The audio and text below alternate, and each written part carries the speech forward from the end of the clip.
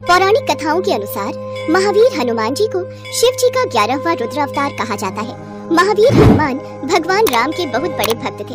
उनकी माता का नाम अंजनी और पिता वानर राज केसरी है। इस कारण उन्हें आंजनाय और केसरी नंदन आदि नामों से भी पुकारा जाता है। तो आइए हनुमान का जन्म कैसे हुआ, ये हम इस कहानी के द्वारा समझने की कोशिश करते हैं। एक बार अयोध्या के राजा दशरथ अपनी पत्नियों के साथ पुत्रेष्टि का हवन कर रहे थे। ये हवन पुत्र प्राप्ति के लिए किया जाता है। हवन समाप्ति के बाद पंडित ने प्रसाद की खीर राजा दशरथ की तीनों पत्नियों में बांट दी। लेकिन तभी कहीं से वहाँ एक चील आ गई और उसने खीर का एक भाग अपने साथ ले लिया और उसे अपने साथ उस स्थान पर ले गई जहाँ अंजनी माता तपस्या कर रही थी और उसके सामने ले जाकर रख दिया। ये सब भगवान शिव की और वायु की इच्छा अनुसार हो रहा था। आंखें खोलो माते और इस प्रसाद को ग्रहण करो, इससे तुम्हारी इच्छा जरूर पूरी होगी। प्रसाद? लेकिन ये किसने दिया?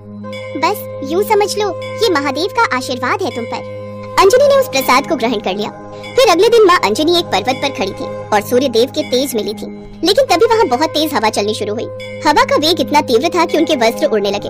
उन्होंने सोचा ये जरूर किसी दानव की उदंडता हो सकती है। वो क्रोधित होकर बोली, ये कौन दानव है जो मेरी जैसी पतिपरायण स्त्री का अपमान करने की चेष्टा कर रहा है? तभी वहाँ उनके समक्ष पवन देव प्रकट हुए और क्षमा याचना करते हुए बोले, देवी शांत हो जाए। दरअसल आपके पति को जो वरदान प्राप्त है उसके अनुसार आपको मेरे समान एक शक्तिशाली बलशाली पुत्र की प्राप्ति होगी। इसी वरदान को पूर्ण करने के लिए मुझे आपके शरीर को स्पर्श करना पड़ा।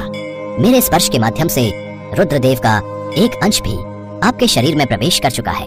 इसलिए महादेव के अवतार के रूप में आपका पुत्र इस धरती पर जन्म लेगा। कुछ समय बाद पवन देव का कथन सही हुआ और महादेव ने हनुमान के रूप में कार्तिक मास की चतुर्दशा में वानर राज के यहाँ अंजनी माता के उदर से हनुमान जी के रूप में जन्म लिया। ऐसे ही कुछ महीने बीते। एक रोज हनुमान को जोर की भूख लगने लगी। मातेश्री, हमें बहुत जोर की भूख लगी है, हमें कुछ खाने को दो ना।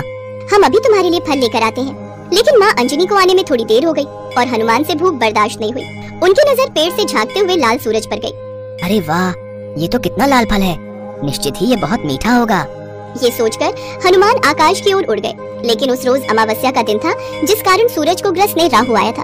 किंतु हनुमान को देख उन्हें ऐसा प्रतीत हुआ कि ये भी कोई दूसरा राहु है, इसलिए वो वहाँ से चुपचाप चले गए। लेकिन हनुमान की भूख तो बढ़ती ही जा रही थी और वो सूरज की ओर बढ़ते चले जा रहे थे। तभी इंद्रदेव की नजर हनुमान पर गई। कहीं ये बालक सूरज को निगलकर उसे अपना आहार न बना ले, मुझे इसे रोकना होगा। ये कहकर इंद्रदेव ने हनुमान पर प्रहार कर दिया और वो मूर्छित होकर गिरने लगे। तभी पवन देव ने वहाँ आकर उन्हें थाम लिया और गुस्से में उन्होंने हर प्राणी मात्र की वायु का संचार रोक दिया। तभी वहाँ सभी देव प्रकट हुए और उन्होंने पवन देव को ऐसा करने से रोका। फिर सभी देवों ने हनुमान जी को वर दिया। मेरा वरदान है कि ये अमित आयु रहेगा। मेरा वरदान है कि ये कभी भी वज्र से परास्त नहीं होगा। मेरे सताश तेज से ये हर कला में युक्त और संपूर्ण शास्त्रों का विशेषज्ञ होगा। मेरे वरदान से ये पाश और जल से अभय रहेगा।